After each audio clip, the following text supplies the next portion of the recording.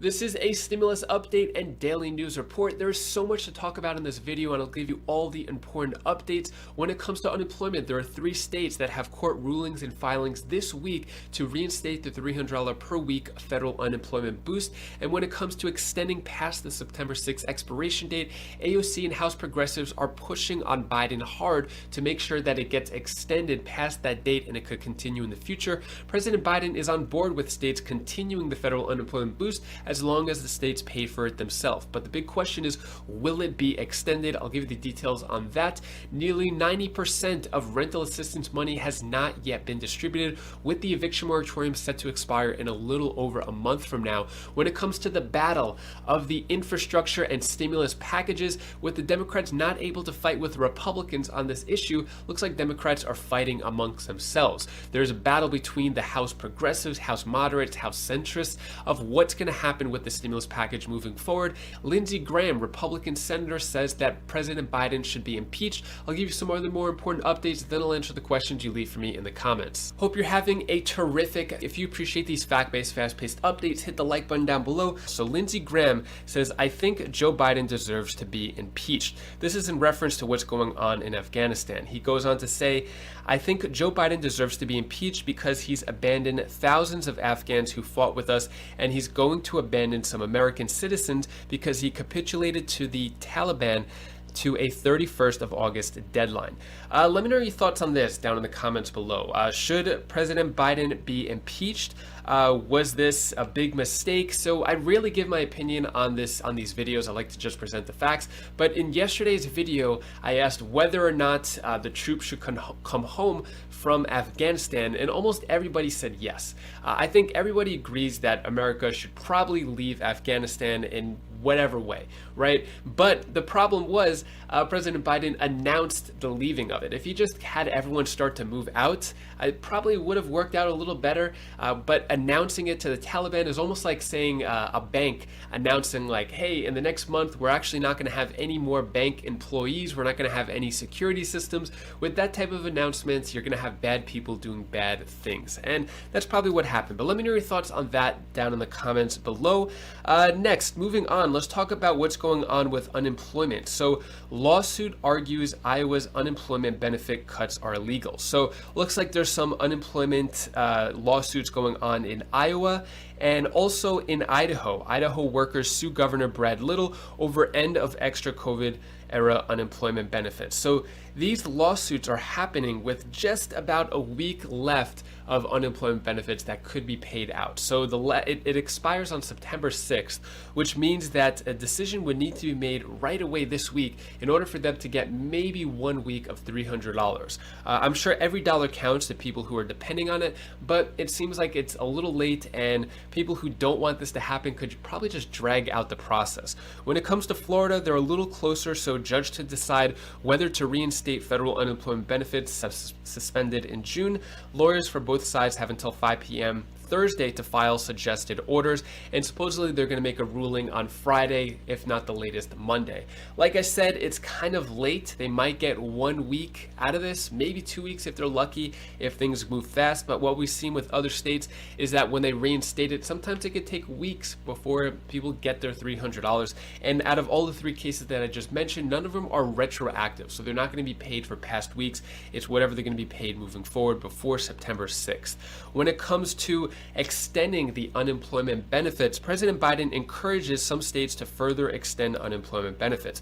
Basically saying, states, you're allowed to extend this if you want, keep paying that $300 per week boost, but the money is not coming from the federal government. It's going to have to be your money. And this is in reference to the $350 billion that was distributed to all 50 states. They could use that money to extend the unemployment boost if they want to. The big question is, will they? Most likely not. They're probably going to use that money for other things. I could be wrong though, but AOC and other progressives opened the door to fighting Biden on renewing federal unemployment benefits. So looks like AOC and progressives are pushing hard among many other things that they've tried to push in the past. So the past month, what was it, August 1st, the eviction moratorium expired, and AOC, Rashida Tlaib, Cori Bush, they slept out on the Capitol overnight for a few nights, And I was thinking, that's a great effort. It makes for good publicity, but nothing's going to happen from it. But the eviction moratorium was actually extended for another 60 days. So I'm not sure what's going to happen here. It could be extended. It could not. Most likely not. Cases would have to be really serious as of now or something serious would have to happen in order for it to be extended even longer.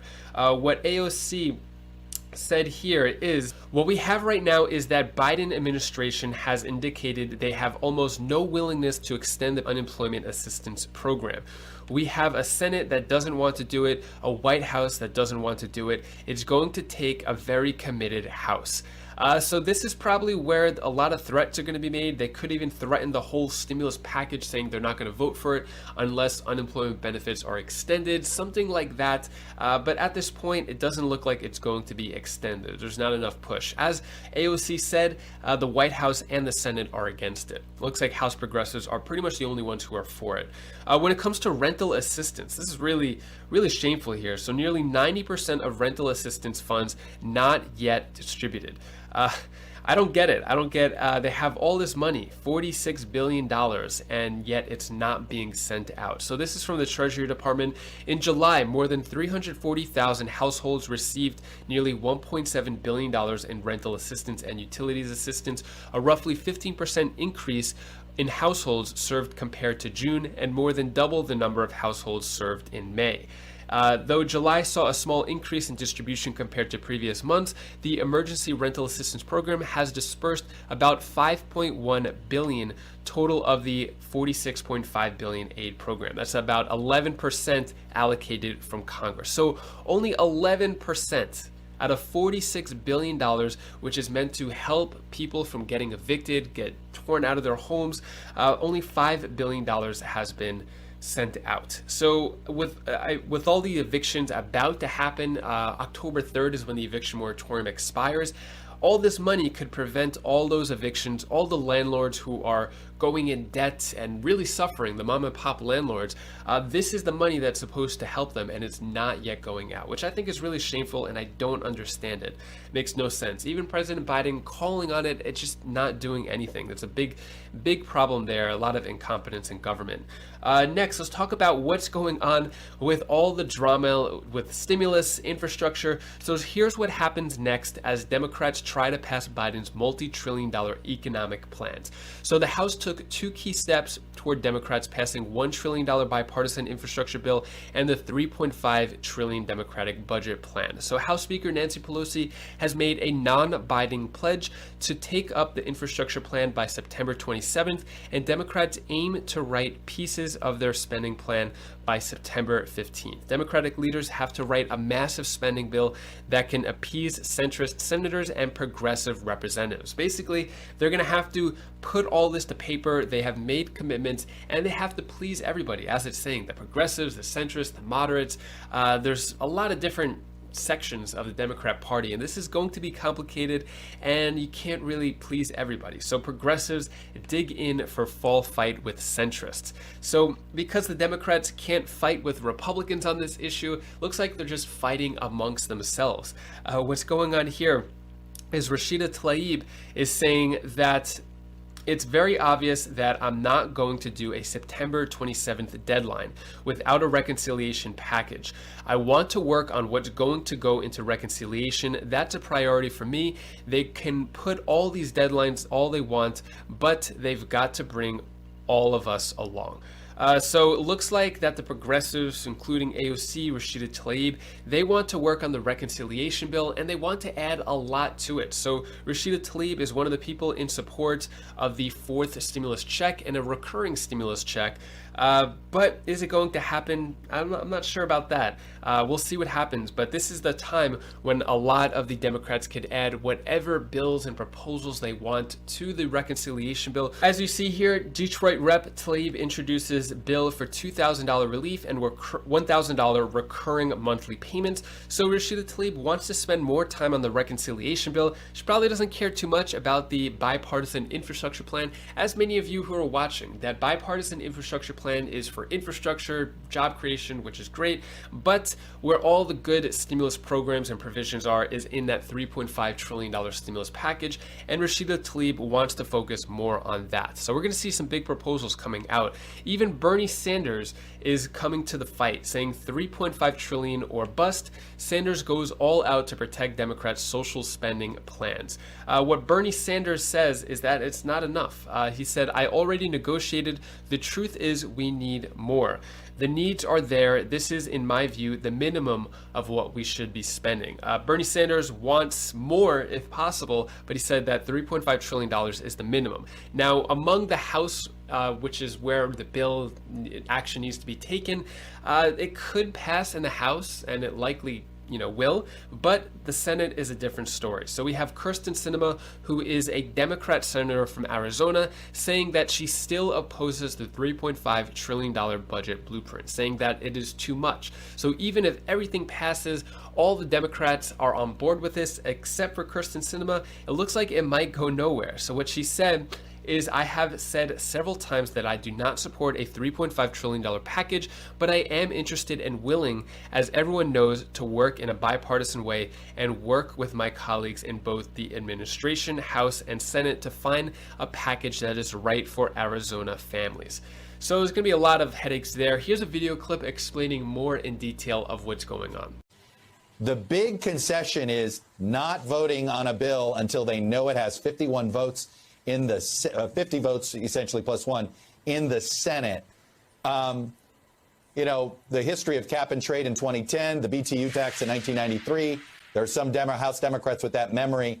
This seems to be a big concession by Speaker Pelosi. Right, and there are two concessions that moderate House Democrats got, Chuck. The first is, of course, that September 27th deadline to vote on the Senate-passed infrastructure bill. The second one, and you point this out, it's very important that Pelosi is saying that the House is not going to vote on a document, a reconciliation bill that cannot pass the Senate. That means it's got to be pre-negotiated with the Senate if the House is going to move first. Why is that a win for moderates? Because progressives wanted the House to come up with a kind of a bigger reconciliation package to put upward pressure on the price tag in the Senate. Fine. Sinema and Manchin are making their demands right now, but progressives have their own demands. House Democrats, many of them at least, wanted to pass their vision of it and potentially negotiate it out with the Senate. But ultimately, it looks like they're going to need the support of 50 Democratic senators to get something in the House. And that is not a small concession, but it does, however, Chuck, hasten the timeline. It speeds up this entire process because progressives may not be ready to vote for the infrastructure package if the reconciliation bill is not ready for them by then. It's interesting. Progressives, the Congressional Progressive Caucus sort of put out a statement saying, they remain committed to voting on reconciliation before the infrastructure or simultaneously. I get that. But to me, Sahil, they didn't comment on the other part. Did Speaker Pelosi just exchange one problem with moderates with now a new problem with progressives? Yes, she absolutely did, if the reconciliation bill is not ready by then. If it is and progressives are content with it, then it's not going to be a problem for them. They're happy with passing the Senate-passed infrastructure bill, but they don't want to do it at the expense of reconciliation, potentially getting shrunk or maybe even blocked by the moderates, which is what they're worried about. So if reconciliation is not done by then progressives are going to have a very difficult decision to make. They no longer control the process. The moderates got that concession. They will have to decide on September 27th whether to vote for President Biden's bill and give up some leverage on reconciliation, or block that and deal a humiliating defeat to the president of their party and really the entire party. Looks like the drama just keeps building up and not letting up anytime soon. Let me know your thoughts on that. Next, I'm going to answer the questions you leave for me in the comments. But first, when it comes to the $2,000 per month to every American fourth stimulus check, the petition is at 2,842,000 signatures. Next, I'm going to answer the questions you leave for me in the comments. Audrey Gilles asks, what is the adult tax credit for $8,000? So basically what this means is if you make less than $90,000, you could get a $4,000 adult tax credit. And if for married couples, you could get $8,000. This is if you work a certain amount of hours and make a certain amount of money, but I think it's less than $20,000. It's a very low threshold. So if you make a certain amount of money, then you get at the end of the year a $4,000 or $8,000 tax credit. Elizabeth Hedgebeth asks, what about the people on SSI and SSA disability who are very low income in all of the states?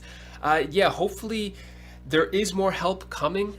At this point, there is not, but it looks like people on disability and, retirees, veterans are just last in line. It's really unfortunate how they do that. Next question comes from David Goins. What about the landlords that cannot receive rent or kick people out for not paying rent? What about them?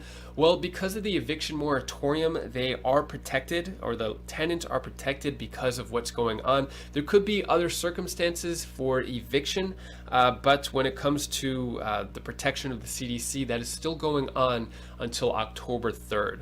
And that is all the stimulus news I have for you today. To hopefully cheer you up a bit, here's my daughter Bella's tip of the day. Hi guys, this is Bella. This is the tip of the day. I'm going to tell you the one thing that you should do. Whenever you feel down and you have no longer positivity, you have negativity, chase that negativity away. Be nice to the positivity because the negativity makes you feel wrong, bad. It doesn't make you feel good. Negativity, it means negative, bad. Positivity, good. It's positive, it's good. Negative, bad. That's what those words are from. Of course, everybody knows that. At least I know that. All of us should know that. And also, I want to tell you one more thing. It's a secret. You know, everybody doesn't really know everything. Especially, I don't really know everything. My grandpa thinks he knows everything, but he actually doesn't. It's so funny. That's all I wanted to say for you. Bye. So yesterday, my daughter Bella was able to make muffins all by herself. My daughter Bella, my wife, they were cooking up a storm yesterday. My wife was teaching Bella all these different things of cooking, and they were having so much fun. They made muffins, which came out really good, banana muffins. And Bella pretty much made it all by herself. Very proud of Bella. She's been learning and doing so much lately. Anyways, if you want to check out any of my other videos, you could click up here for my other channels or down here for more stimulus updates, and I'll see you in the next video. See you in the next video. See you in the next video.